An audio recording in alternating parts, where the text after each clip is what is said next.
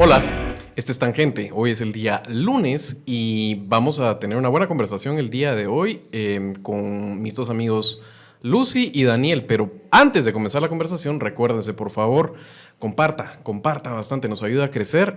Síganos en nuestras redes sociales, active las notificaciones. Estamos en YouTube, en Spotify, en TikTok, en Instagram, en Facebook, en Twitter.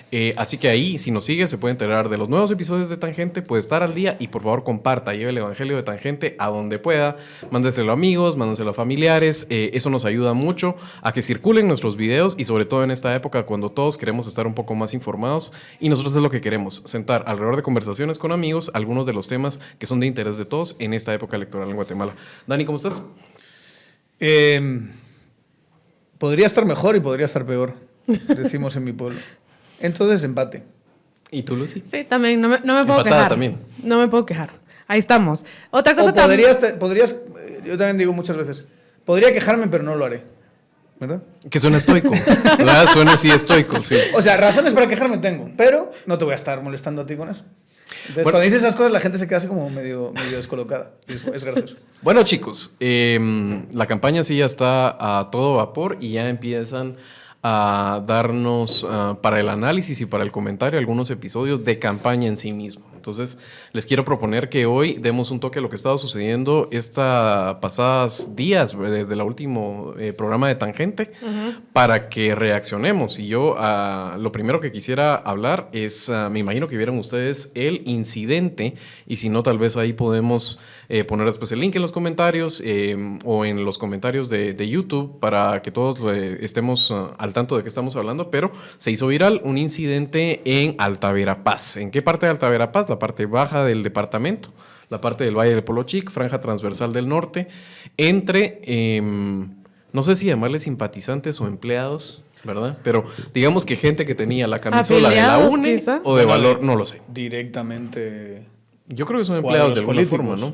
No, cuadros políticos, sí. Entiendo que la disputa fue entre gente de la estructura de ambos partidos ahí, y básicamente lo que vimos es una señora que pues intenta sacar una discusión pelando el cohete, ¿verdad? Y tirando un plomazo. Y dijo algo así como, ¡son mierdas! Así. No, pero además hay que decir una cosa. Antes de eso hay una señora de la UNE con un machete. Que es una cosa, sí. Es muy interesante cuando una persona se te acerca y la conversación es con un machete en la mano, por mucho que esté hacia abajo. Claro, son zonas donde mucha gente lleva machete, lo que tú quieras, pero digamos, ¿y qué vamos a...? Y la señora con el machete. Entonces, y esa señora era de la estructura de la UNE. Luego llega esta y saca, en un momento dado, ella graba, parece que lo que está grabando no les gusta que lo graben a las de la UNE y le quitan el celular. Se enfada y para recuperarlo saca el cohete y pega un disparo al suelo. Sí. Y una de las cosas que más me impresiona y que te habla un poquito del perfil de la gente que estaba ahí detrás es que las señoras, como dirían en buen chapín, no se ahuevan, ¿verdad? No es como que alguien sacó un cohete y empiezas a ver que la gente se dispersa. Le siguen insultando y gritando y se acercan. Pero del Valle del Polochic, sí, zona narco, ahí el sol sale cuadrado y lo redondean a plomazos. Pues. Que eso es, para mí, yo diría que esa es la gran lección de lo que pasó. Este choque entre dos estructuras, como al principio no sabíamos qué es lo que había pasado y veías a la de Valor, pero Sandra Torres sabía que había sido una provocación de su estructura de la UNE. Entonces se adelantó a un comunicado donde básicamente con nombre y apellidos acusaba a la gente que estaba ahí detrás. Pero para mí lo importante esta es la clase de gente que partidos como Valor y partidos como la UNE fichan en los territorios. Y algunos así como que se quiere hacer el cabrón y es que así es vos, es que para ganar elecciones tienes que tener. Bueno, este país no va a cambiar hasta que no necesitemos esa clase de estructuras en esa clase de terrenos para ganar elecciones. Va a cambiar cuando no las necesites. Y yo creo que sí hay posibilidades de ganar sin necesidad de tener esas estructuras que te mueven 30.000, 40.000, 50.000 votos, las más grandes, en un sitio como Alta Verapaz que tiene ya mucha población. Pero vamos, esa clase de comportamientos mafiosazos, violentos y tal, esa clase de estructuras están en la UNE y en el Partido Valor en todas partes. Exacto. Yo ahí Y son estoy transversales. parcialmente de acuerdo con Dani, pero me gustaría escuchar a Lucy primero. Sí, y yo quería irme al discurso que tuvieron después las dos candidatas, como tratando de dar la impresión de que, ay, sí, digamos, una acusa a la otra, y yo vi el video de Suri Ríos donde directamente dice, ay, sí, Sandra Torres, usted ya fue presidente y no hizo nada, lo que fuera. ¿Qué le hace pensar a ella que Sandra Torres está al tanto de quiénes son estas personas que hicieron estas provocaciones? Así como ella no está al tanto de quiénes fueron las personas que Creo hicieron que las ambas están muy provocaciones al en su tanto. lado. Exacto.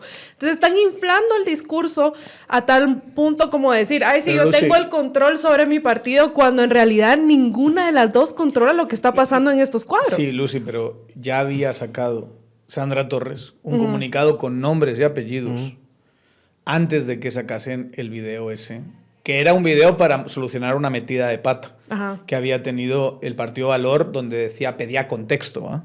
Como que está justificado sacar el cohete y pegar un tiro al suelo en este momento. Es que Sí. hay que ser muy burdo para pensar que tu discurso político tiene que ser ese, ¿no? Hay que ver el contexto, quizá a lo mejor esté justificado. En ningún porque había una que contexto, es que claro. en ningún contexto sacas una en ningún pistola así. contexto. A no ser que directamente te estén apuntando con una pistola o vayan a darte un machetazo en la cabeza. Pero lo que iba es que ninguna de las dos convence con su discurso de que tiene control y conoce a sus cuadros. Aquí, para mí, lo evidente Pero de sí esos conocen. videos y de todo este Sí rollo... saben que están con mafiosos sentados, lo saben perfectamente. Es que saben primero- que están con mafiosos, pero no que- tienen el control sobre Bueno, las mafias. para mí hay a dos eso cosas voy. que son Por supuesto. importantes. Ajá. Número uno, estas dos señoras que habían estado muy calladas en dar declaraciones públicas, jugando algún tipo de guerra de atrición, ¿verdad? Como que estoy en una posición de ventaja y lo que tengo que hacer es que el reloj corra y yo llego a segunda vuelta. No les iba a alcanzar de todas maneras porque creo que su ventaja es muy vulnerable para ambas, pero esto las forzó no solo a salir a dar declaraciones, sino que además a declaraciones entre ellas dos que se necesitan mutuamente para llegar a segunda vuelta. Eso es lo número uno. Y dos, yo creo que lo que da es una piedra de toque buena para hablar acerca del sistema político guatemalteco, especialmente en esas áreas donde es altamente clientelar. Sí. Alta Verapaz. Alta Verapaz es uno de los casos de estudio. Uno pudiera decir que el otro también puede ser Sololá, por ejemplo, es también paradigmático. También Santa Rosa. Hay muchas áreas del país. Pero Alta Verapaz es interesante porque tiene una exuberancia de recursos al tiempo que es muy pobre. Y para que el clientelismo se instale, necesitas que las áreas sean altamente pobres y que se entienda, y aunque no sea legal, la gente legitime tanto los patronos como la clientela, en este caso, por eso se llama clientelar, el sistema y es transaccional. O sea, realmente no tiene absolutamente nada que ver las posturas, no tiene absolutamente que ver las ideas, sino simplemente es, ¿tú qué me das? Para que yo te entregue mi voto. Entonces, lo que hay son casi casgos y gente que administra estas redes que se le llaman clientelares, donde te pueden desde conseguir trabajos en una finca, estacionales, agrícolas, te pueden conseguir trabajos en el gobierno, te pueden conseguir obra pública, un montón de cosas. Y lo que vimos realmente es un lugar que ha sido el bastión electoral de Sandra Torres y de la UNE, que es Alta Verapaz, es un lugar supremamente clientelar que ha sido para ella importante y clave para pasar a segunda vuelta, donde la UNE sacó la vez pasada no solo la mayoría, sino que saca creo que 3 alcaldes versus 2 de Valor, y en este municipio no corrió la vez pasada Valor a la alcaldía, pero pegadito ahí, corre el patriarca de esta familia Moll, los hijos son Moll Girón, él es Eduardo Moll Santa Cruz, que es el alcalde de Tamaú, y ellos son una estructura clientelar de terratenientes de la zona, cardamomeros, en algún momento hubo señalamientos incluso de vínculos con el narco en la época de los Zetas de la familia, y Tigre Overdick. Sí, del Tigre Overdick. Y lo que hay es una reacción de la seguridad de la familia Moll en este territorio donde ellos la vez pasada no tenían estructura, no corrieron, peleando palmo a palmo en esa parte del Valle del Polochic, de la franja transversal del norte, Alta Verapaz, por redes clientelares y acceso a poder. Eso es básicamente lo que estamos viendo. Y lo importante es entender eso, esas dinámicas que están instaladas ahí, la naturaleza clientelar. 85% de las personas votaron tanto en Tamaú como en Tucurú en las elecciones pasadas, en un departamento donde votó 66%. Números altos para el resto del país. Y entonces eso es lo que se está peleando, pero hay que entender que la gente lo legitima y que la única forma de salirlo son dos cosas que necesitan suceder. Uno, La gente, mientras menos pobre es, menos sujeta es a estas dinámicas clientelares. Tiene más independencia y no se va a ir y va a alquilarse políticamente de esa forma como votante. Y la otra que es importante es que tiene que haber, como decía Daniela en algún momento, es una voluntad política de simplemente así no lo voy a hacer. Así como lo hizo en su momento Fiorello LaGuardia en contra de las maquinarias de tierra, las maquinarias políticas en Nueva York. En la primera parte del siglo XX, igual en Guatemala, tenemos que exigir que los proyectos políticos simplemente renuncien a esta forma de hacer política. Y estamos relativamente cerca de que eso sea posible, que sea viable. A nivel presidencial, ¿eh? Cuando estaba hablando de ganar una elección me estaba refiriendo a nivel presidencial. Porque claramente, si tú quieres conseguir 3 diputados, Alta Verapaz tiene 9, ¿no? Sí, hoy en día no puedes ser competitivo en Alta Verapaz si no estás en esto. A lo mejor sí. No que no corras, pero competitivo pero hoy en día. Quizá un rascar el último. Ahora, Yo creo que sí se puede. O sea, yo creo que eventualmente, No lo sé. si tú unes todos los votos de estructuras que son muy débiles clientelarmente, o sea, si hicieses frentes comunes, yo creo que en Alta Verapaz, si tú te rascas, es un sitio que le fue muy bien a alguien que no tenía red clientelar, que era Telma Cabrera. Muy bien. Pero, la presidencia es la que es sujeta más a voto cruzado. Totalmente. Lo que es sujeto realmente de clientelarismo es los diputados distritales y y los diputados y los alcaldes. Dicho eso, cuando te vas a esa clase de proyectos a nivel de distrito y a nivel de partido, no solo el 20 y tantos % que sacó. No, ella sacó un poquito menos no, le fue mucho mejor en otros sitios, pero bueno, sacó un porcentaje sustantivo, Villacorta también y tal. Te vas a la lista y unes esos partidos si hubieses metido un diputado. Porque hice el ejercicio. Pero estás presuponiendo que la gente va a votar en línea por tu proyecto político. No, cuando claro, la dinámica es, yo voto por presidente cruzado. Yo te estoy hablando de la potencialidad que podría tener una candidatura que juegue otro juego en esos lugares. Rascas votos suficientes para juntar y quizá quedar el último de la lista, pero meter un diputado. Para eso, a nivel presidencial, sabemos que solo con redes clientelares no eres presidente. No. Necesitas algo más. Que es la gran tragedia de Manuel Conde. Ojo Vamos, ojo Mulet y ojo Suri y Sandra, ¿verdad? Que esa es su apuesta. Sobre todo el caso de Conde y de... Conde para mí es el ejemplo paradigmático, porque los demás tienen tienen otras herramientas. Tienen otras herramientas y tienen otra clase de público. En cambio, Conde no. Conde depende del 100% de Conde, la historia que se están contando, que es una fantasía que se está contando el oficialismo, es que van a poder agarrar sus 200 alcaldes y como tienen muchos recursos, que cada alcalde te mueva 20.000 votos, suman y dicen, ya está, ya llegamos a segunda vuelta. Eso no funciona así. Hay rendimientos decrecientes en el clientelismo. Hay momentos en los que vas a conseguir, obviamente, muchos de los diputados que van con Vamos, que son grandes caciques y algunos directamente criminales, redes criminales, van a ser capaces de juntar sus diputados por aquí y por allá. Pero a nivel de llegar a tus 20% que vas a necesitar para llegar a segunda vuelta en estas circunstancias, o incluso más, tiene un límite, es prácticamente imposible. Necesitas que tener... Exacto, necesitas que en la capital, en los centros urbanos, que la clase media urbana te vote en un porcentaje. Y a él no aparece prácticamente en las encuestas, aparece con 4 o 5% y no levanta y no va a levantar. Entonces ese es el ejemplo paradigmático de un proyecto político que quiere construir un candidato presidencial a pura red clientelar y a puro recurso del Estado. Y eso es imposible, necesitas algo más. En ese algo más, a mí me gustaría que Zuri Ríos, por ejemplo, sintiese el costo de tener a gente así en su candidatura. Que la UNE sintiese el costo, Sandra Torres, de tener a gente así, la machetera y la pistolera, las dos en la candidatura. Que hubiese un costo de apostarle a esa clase de redes diciendo, solo con esa clase de redes puedo ganar. Yo creo que Jimmy Morales no ganó en 2015 con esa clase de redes. Luego se convirtió en lo que se quieran ustedes, lo que crean Al ustedes. contrario, el hecho de que Jimmy Morales haya ganado, eso abonó a las redes clientelares que hay ahorita en ese partido, siento yo. Y con lo que tú decías, esto de no basta esas redes clientelares, en parte es también porque estas redes clientelares no son leales. parecen leales, pero tú llegas con una oferta mejor y se te voltean.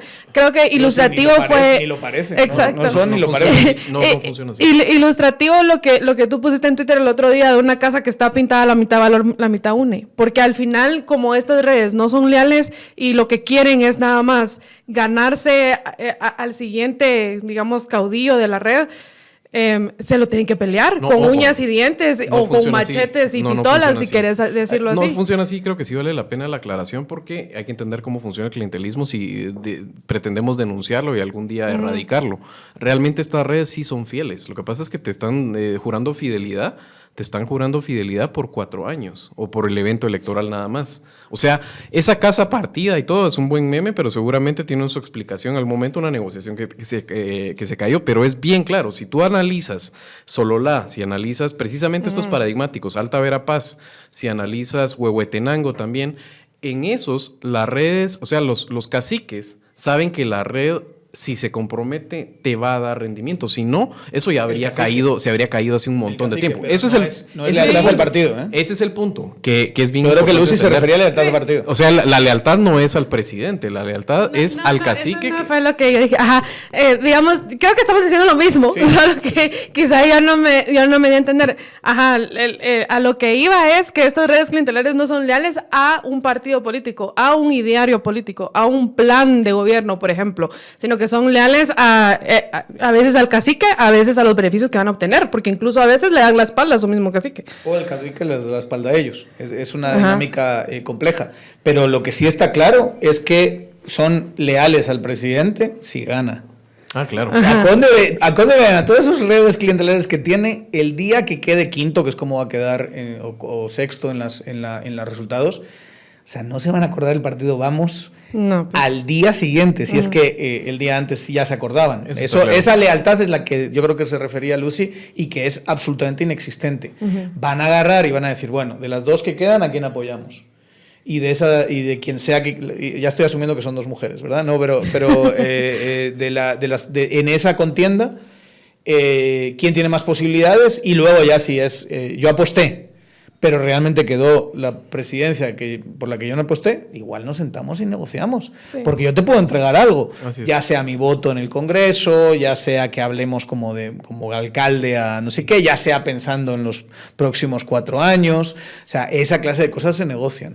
Y luego, yo siento que esas redes están construidas de forma distinta. Hay algunas redes que son súper cohesionadas, sólidas, que es un clientelismo, yo lo llamaría clientelismo de profundidad, es decir, que tú llegas y tienes a caciques que se preocupan de verdaderamente por su población durante todos los años, que hay una comunidad, que ahí la señora necesita medicamentos y ven cómo consiguen los medicamentos, que los niños necesitan tal, que se muere alguien y hay que pagar el funeral, esa clase de cosas, versus estos coches que llegan 3 meses antes de las elecciones, venga, bolsas a todo el mundo.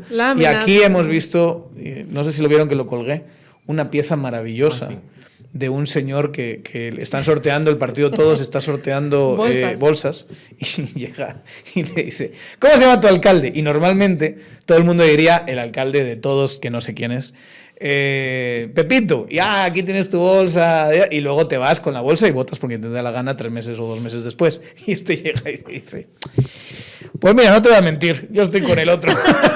Pero quiero mi bolsa. Dice, no, pero dice, si por eso no me vas a dar la bolsa, no me la das. Y se la dan. Está bien, pero que sepas que yo voy con el otro. Y llega el otro y dice, bueno, pues nada, ¿qué remedio? Toma la bolsa. Pero además cuando dice, voy con el otro, dice, la gran puta.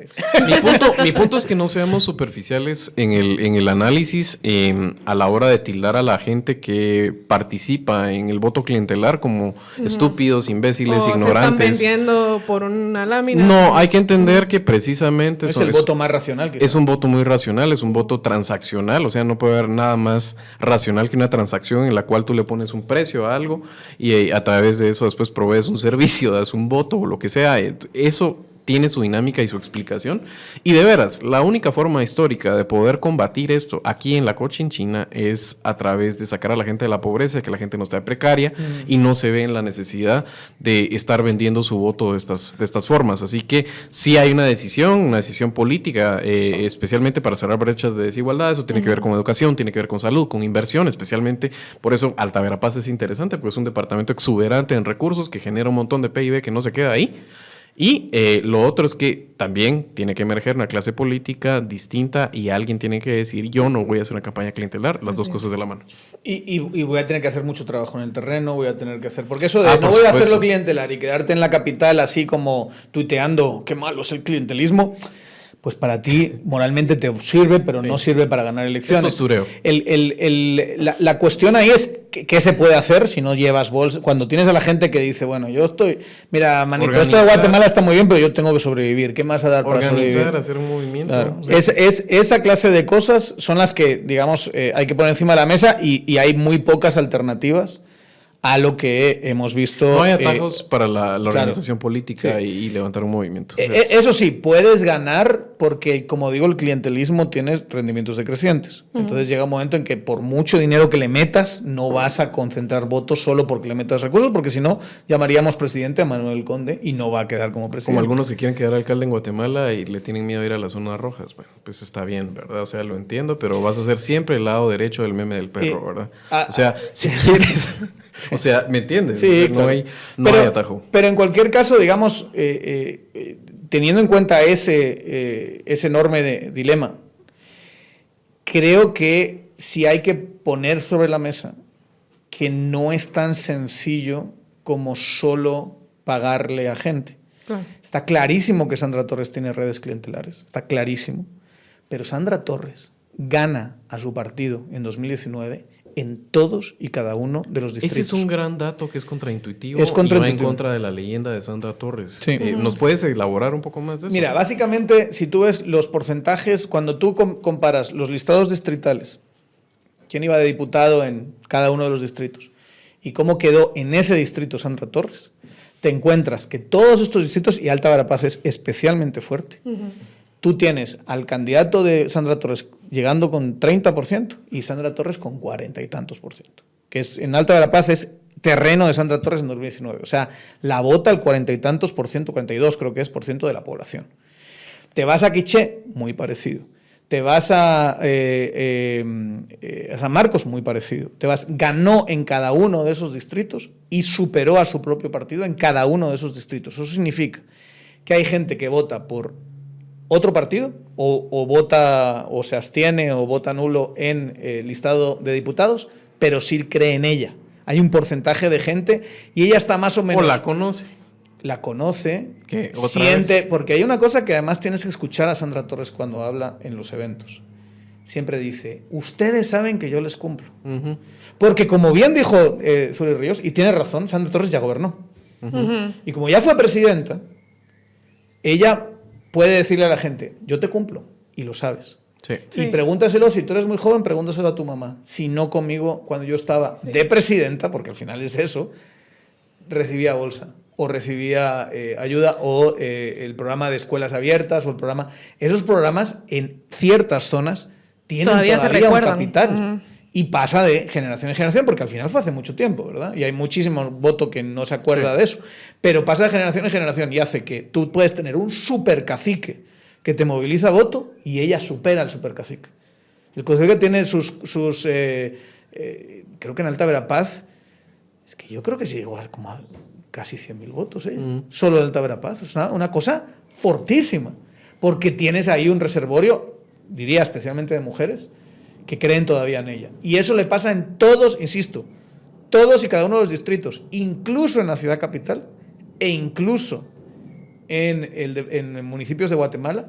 Ella saca muy bajo el voto, pero ella supera a su partido. Qué difícil, ¿verdad? Porque cuando piensas en términos de eso, es políticas públicas que hizo Sandra en su momento, en ese gobierno sombra que hizo ella, ¿verdad? Bueno, siendo ella la sombra, no fue un gobierno sombra.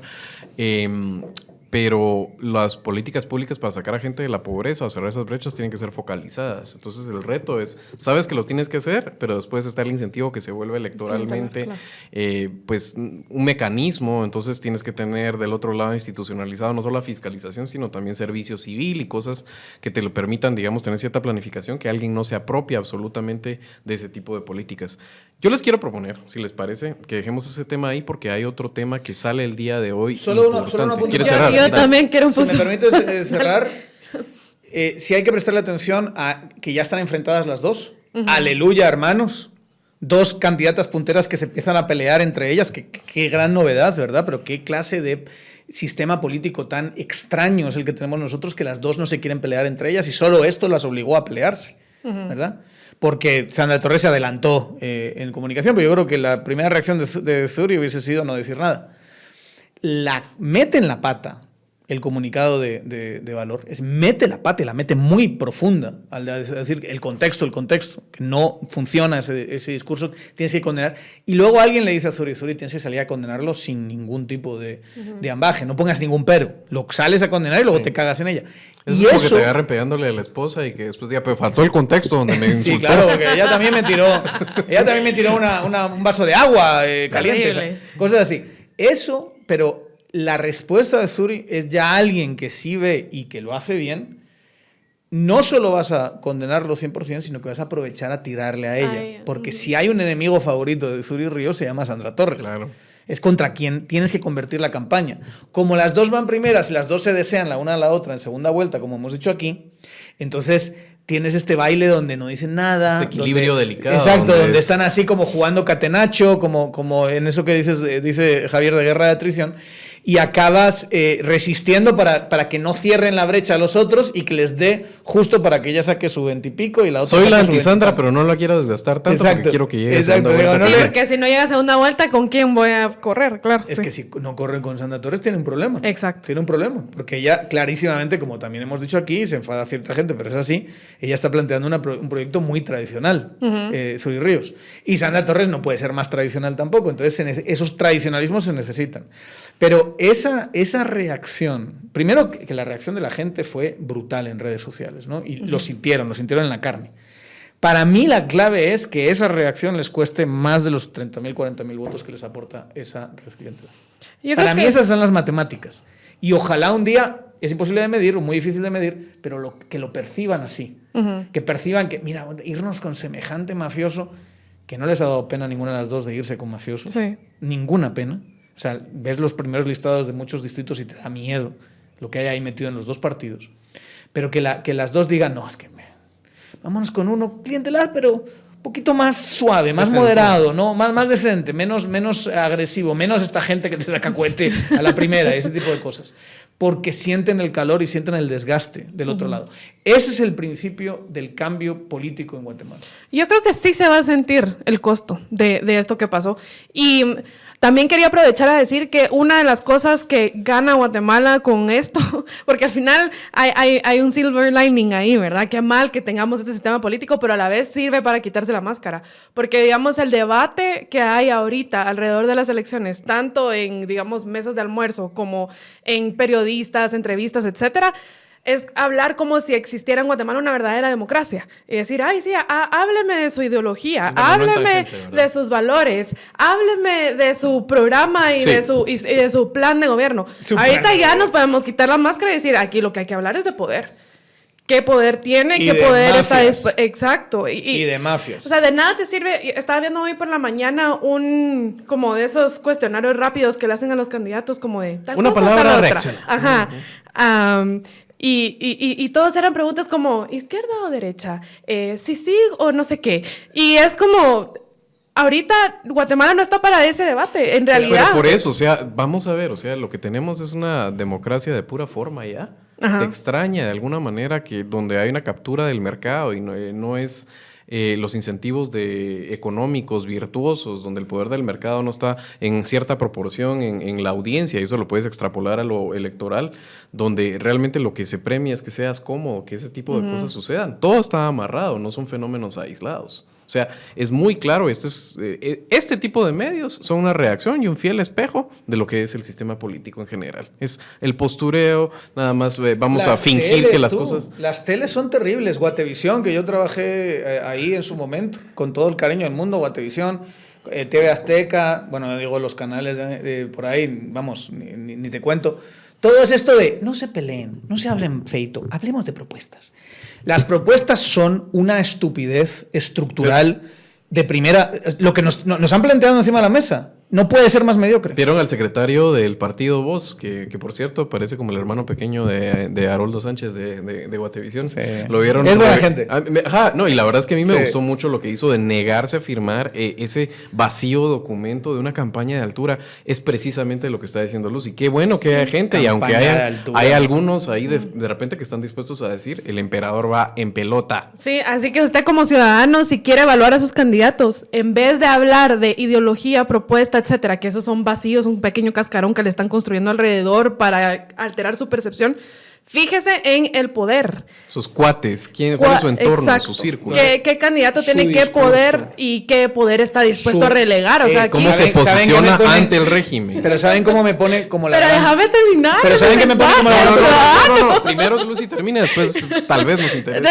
Fíjese cómo estas señoras están peleando con uñas y dientes o con machetes y pistolas con tal de no ceder el poder. A usted como ciudadano le conviene que en la silla presidencial se siente alguien que no está dispuesto a ceder un poco de poder. Piénselo. Y ahora sí, vamos contigo, Daniel. ¿Qué estás tomando?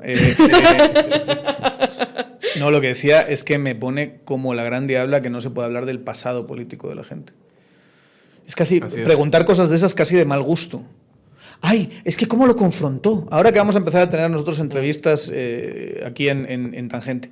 Ay, es que le habló... Mejor hablar de propuestas. Miren, ustedes, si lo hacen, para los que lo hacen, yo sé que hay una parte de gente que lo hace sabiendo que están intentando engañar a la población. Pero la gente que lo hace con buen tino, que es porque evitan tanto, y hay mucha gente así en Guatemala que evita tanto el conflicto, porque se pone tan tenso y porque hay tanto bagaje en este país de violencia y de autoritarismo y todo lo que sabemos que existe. Se está engañando a usted mismo si hace eso, de verdad. O sea, un mensaje desde aquí. Intente ver el pasado político de la gente. Nada va a predecir mejor su comportamiento futuro de ver con quién ha estado vinculado, qué decisiones ha tomado. Unos diputados que han votado de una manera determinada y que luego les sientas y no les puedes hablar de cómo han votado, sino que les tienes que hablar de ¿y tú qué propones? Y yo propongo esto y lo otro, y esas generalidades estúpidas que nos plantean en los documentos mega mediocres que son. Pero precisamente eso solo va a suceder en el momento en que el poder de mercado esté más del lado del consumidor, sea audiencia en este caso, sea el electorado, o directamente en una economía capturada como es en Guatemala, donde realmente las personas que compran los productos, que consumen, tengan también ciertos derechos y ejerzan también ese poder. Ahora sí quisiera proponerles que cambiemos de tema. Hay otro tema el día de hoy y es definitivamente ya se está cerrando esa sacudir el canasto para ver qué se cae electoral que ha hecho el TSE, de ver quiénes son cuates y quiénes no.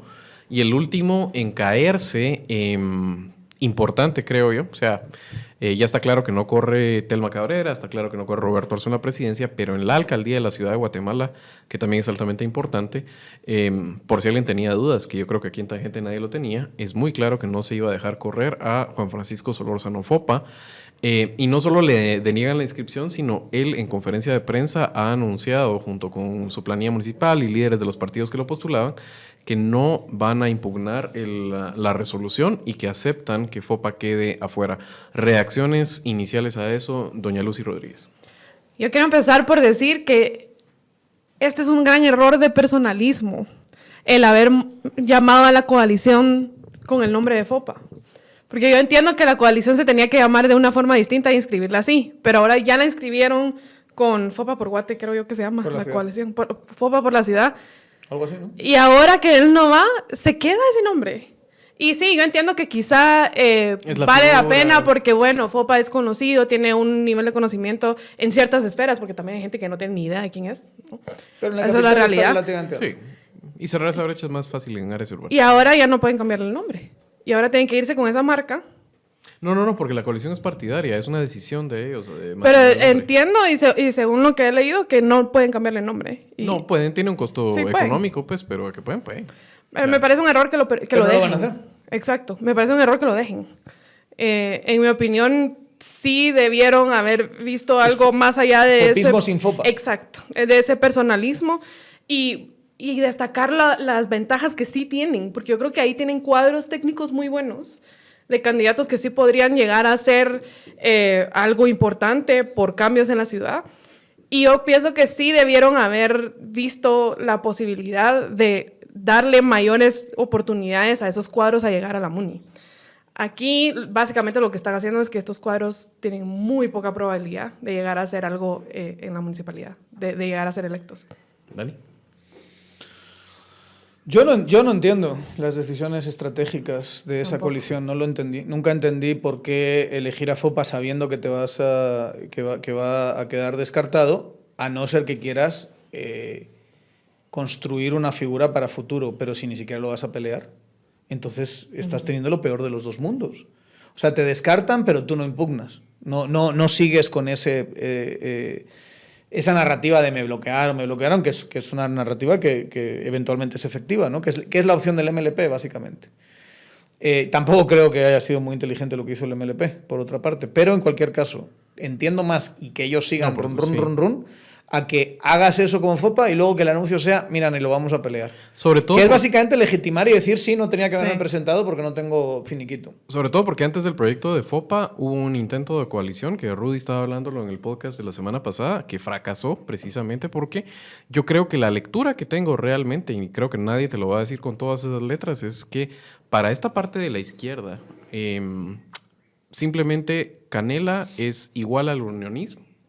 Exactamente igual, no tiene absolutamente nada diferente y que este proyecto estaba diseñado para evitar que ganara Canela y casi que para que continuara Quiñones, porque algún día algo va a pasar y nos vamos a organizar distinto, no sé cómo pretenden o qué piensan abonar a eso y algún día nosotros vamos a sacar a la iteración del unionismo que sea, se apellide Quiñones o otra vez Arzú o como sea, pero yo creo que realmente ese era para lo que estaba diseñado era para que Canela no ganara.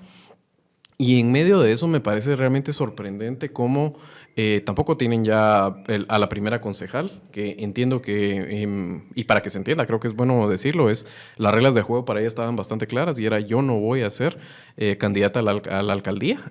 O sea que básicamente planificaron para el escenario más improbable, pero altísimamente improbable, que era que FOPA fuera inscrito y a partir de eso tienes que ir no al plan B, al plan C y te encuentras con un muy buen cuadro técnico como es Ninochka Matute. Es una lástima. Por eso, pero digamos lo triste es que es un buen cuadro que tiene 0% de probabilidades de llegar a la alcaldía y ligerísima siquiera de llegar a una concejalía que encima con las aplanadoras que se forman, porque entra la planilla de síndicos completa, se vuelve completamente fútil. Entonces, realmente no tiene estratégicamente nada que yo diga para qué. Además, y para terminar, Juan Francisco creo que le tiene mucho cariño al partido URNG. Su mamá es una de los, ha sido dirigente histórica de la URNG.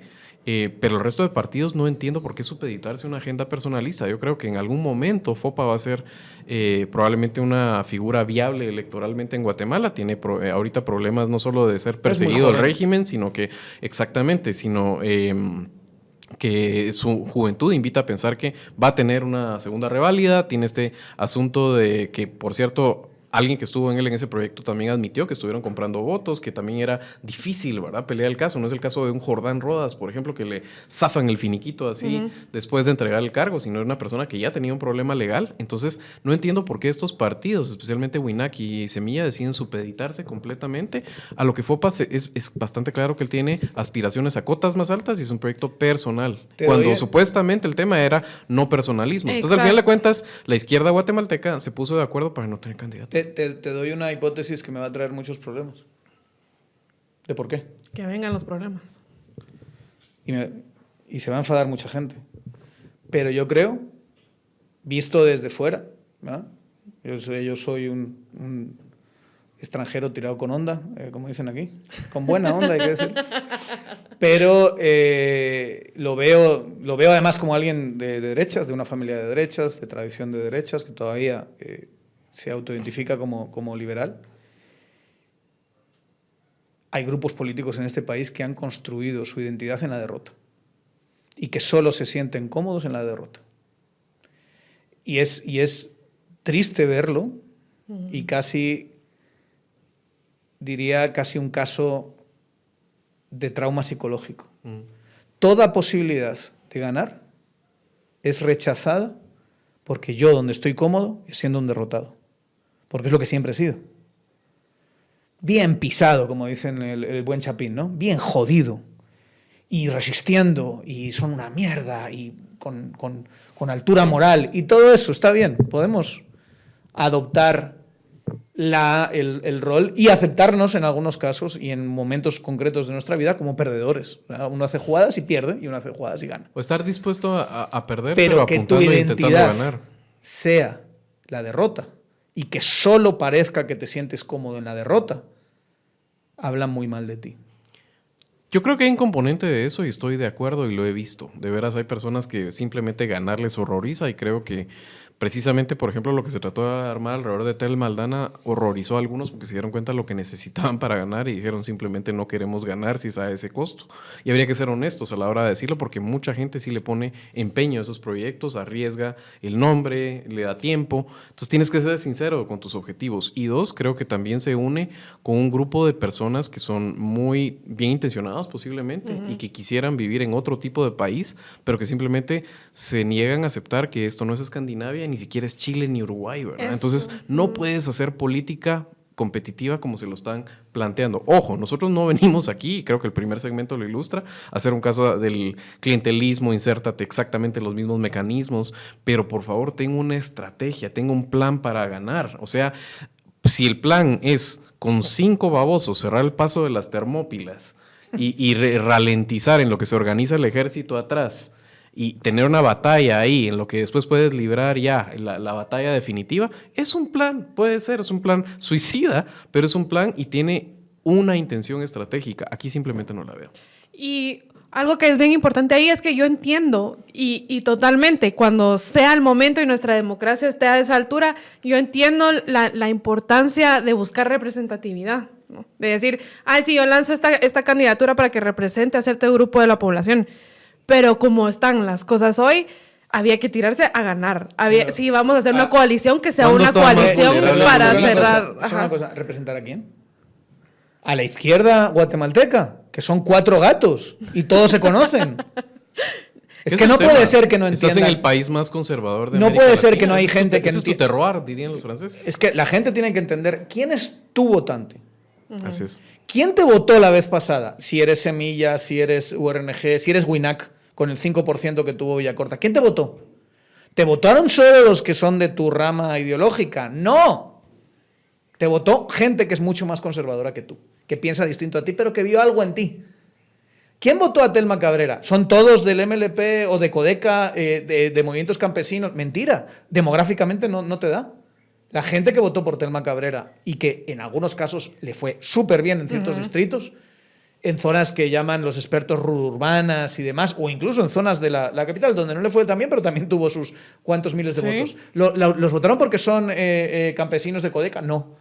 Son personas mucho más conservadoras que Telma Aldana, que ven las cosas de una forma distinta. ¿Pero por qué te votaron? En vez de decir, voy a hacer una reflexión profunda sobre quién es mi votante, me pongo en postureos ideológicos donde me siento cómodo, y donde me siento cómodo es en la derrota.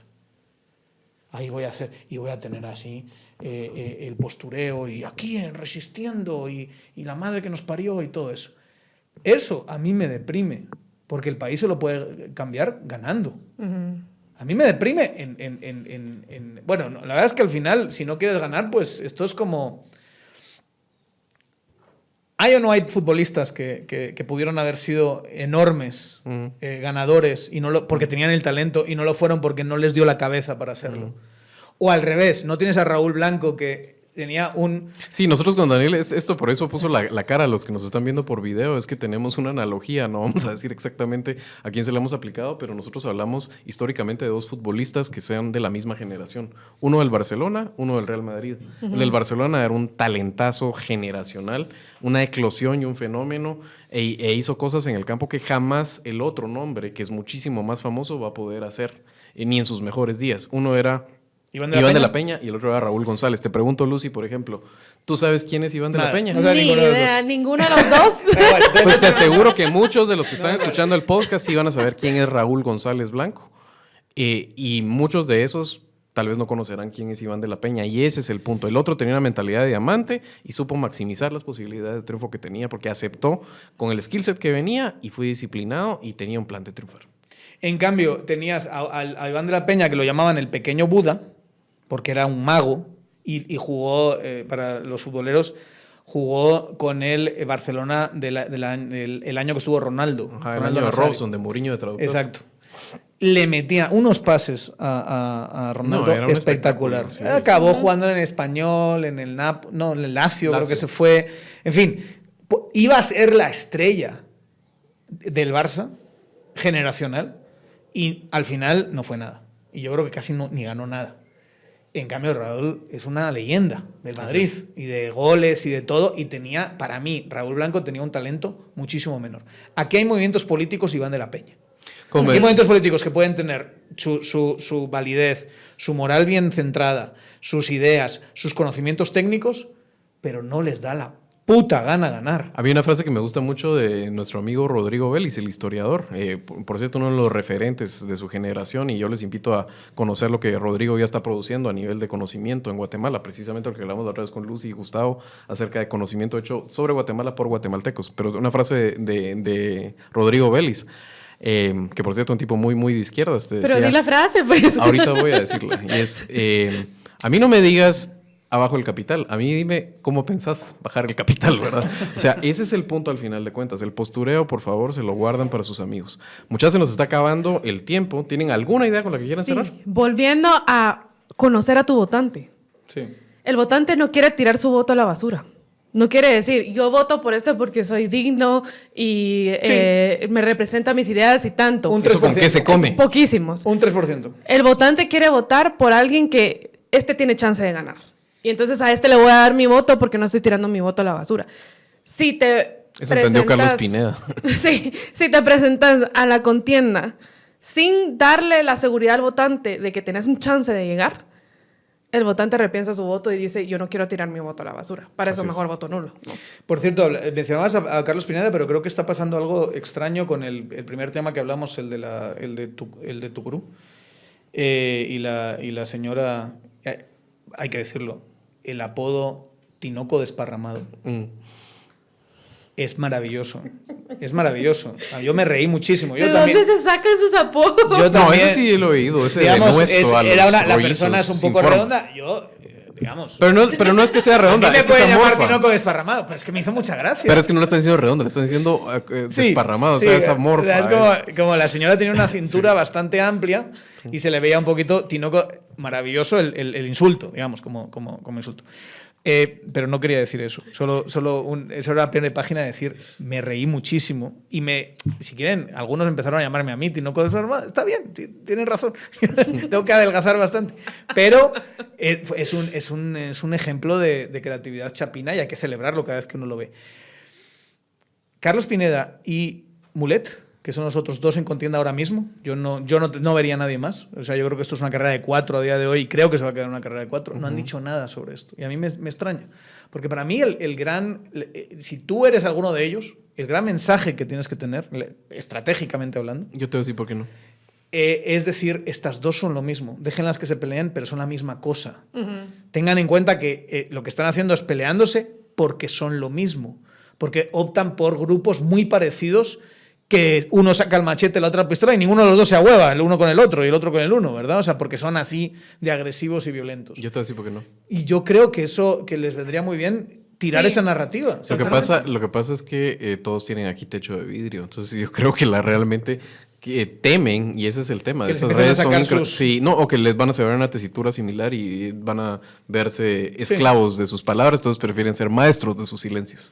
Pues sí, y estaría bonito entonces que quien no tenga eso, que se sienta seguro que no voz tenga en esto, cuello. que te vayas con esa narrativa Así es. con todo, porque sí, está claro que tanto Carlos Pineda como Mulet tienen sus redes clientelares, sus caciques y Pero, demás. por supuesto. O sea, ustedes han visto, solo creo que tenemos que hablar más profundamente en algún programa de esto, pero échenle un vistazo a esto, que es el engaño de la historia. En Quiché, el padre va con Valor, Zuri, y el hijo, que fue de la UNE, Ah, sí. va con Cabal. Sí, Se llaman Carlos López los dos. sí, Carlos López. El hijo encabeza una y el padre encabeza otra. Carlos y Carlitos López. Ujú. Carlos y Carlitos, en Quiché. O sea, van a agarrar a su red clientelar. Esos dos no están peleados, ¿eh? No. No están peleados. ¿Qué está pensando Mulet en fichar a uno de la UNE, que encima formó parte de juntas directivas y que ha sido tal, y en ponerlo ahí, que encima va con el padre del otro? Esto es una chiste. ¿Dónde está la ideología aquí? ¿Dónde están los partidos programáticos? Esto es un chiste, nos están viendo la cara. Papá va con uno, el hijo va con otro. Y nos quieren decir, esto es muy distinto. Es que el hijo vio que yo tenía... A mí, ¿cómo respondes a Bueno, eso? Pineda trató de hacer algo parecido con los Valdizón, ¿verdad? Dijo, con los hijos de Valdizón, estos animalitos de monte no son como el papá, o sea... Bueno, pero en el caso de Carlos hay una diferencia, porque Carlos Pineda lo hacía con chicos que no han tenido poder. De acuerdo. Este estuvo en la junta De acuerdo, directiva pero por como favor, o UNE. sea, mira a esos Sí, no, yo- dos, o sea, pero es que los tienes que ver, pues, o sea, Están- son unos hijos de papi. Estaban clarísimos, pero que para no mí sí saben es, ni limpiarse el para sí es trasero, muy, pues. para mí sí es diferente cuando tú tienes un bagaje de diputado de la UNE que encima votó disciplinadamente a favor de Sandra, que formó parte de juntas directivas del oficialismo, fichar a ese, que a dos patojos que tienes toda la razón. O sea, los miras y dices, no, son enviados De su papá, del sí. papá. Me encanta el Pero no han paquete. tenido poder, no han tenido decisión, no tienen votos, no han formado parte de ninguna junta directiva. Y creo que son más tragables por eso. Pues bueno, creo que se nos acabó el tiempo, ¿no? Estamos. Pues muchísimas gracias por haber puesto atención el día de hoy a Tangente. Tratamos de traer los temas que nos parecen más interesantes y relevantes. Estamos sacando mucho contenido a la semana. Estamos sacando los culturales, estamos sacando cápsulas. Vamos a empezar a sacar entrevistas y estos pantallazos, estos programas de análisis sobre lo que sucede, especialmente alrededor de las elecciones en Guatemala. Por supuesto, van a venir otros temas durante época electoral afuera de Guatemala que nos van a interesar. Pero el día de hoy ha sido inminentemente alrededor de eso. Para mí ha sido un placer con dos amigos y dos personas brillantes compartir aquí micrófono el día de hoy. Muchas gracias, doña Lucy Rodríguez y don Daniel Geri. Síganos Gracias. en nuestras redes sociales. Sí, síganos en nuestras redes sociales. Suscríbase. Sí, dele like. Tangente GT, busquen Tangente GT. Dele like a los botones. En cada una de esos, denle a notificaciones y entonces ahí en YouTube, en Spotify, en Facebook, les va a salir todo nuestro contenido. Muchas gracias. Gracias. Carlitos, ponme la pista.